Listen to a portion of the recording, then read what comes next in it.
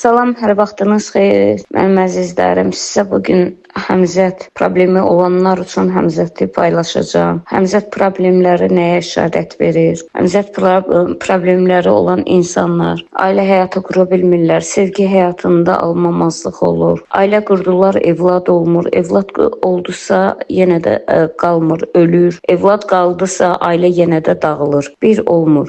İlk dəfə qız, oğlan uşaqları özlərini tanıyanda ya hamilə pişik, ya hamilə qadın, hər kəs üzürü saysın, intim münasibətdə olub, yummayan, qüsurlanmayan insan ya həmzətli, ya cadulu bir insan həmin uşaqlar ilk gün özlərini tanıdıqları gün onların qabağına çıxarsa, o insanları həmzət tutur. O insan özündə olan bütün negativləri, bütün pislikləri ötürür həmin uşağa, özü olur tərtəmiz və o uşağın da gələcəyi alt-üst olur. Bundan bağlı sizə bir şey deyəcəm. İndi etdiyim paylaşımda hər bir şey tam detallarıyla, aydınlığıyla verilib, duası da verilib. Mən bir şey deyim ki, heç kim, insanın öz doğma anası belə insan həmzətini kəsə bilməz. Həmzətdə olan insanlar yalnız və yalnız özləri mənim sizə paylaşacağım bu ritualla, bu dua ilə həmzətini kəsə bilər. Yalnız ağaca verə bilər meşədə. O da tikanlı ağac olmamalıdır. Ən gözəl ağaclar mistik qüvvəyə malik olan palıd, çınar, o ağaclara versəz çox gözəl ailə sahibi olacaqsınız. Bütün negativləriniz üstünüzdən götürüləcək. Neçə il evladı olmayan, 25 il, 20 il, 23 il, 18 il evladı olmayan insanlar, illərlə ailə qura bilməyən insanlar bu duadan, bu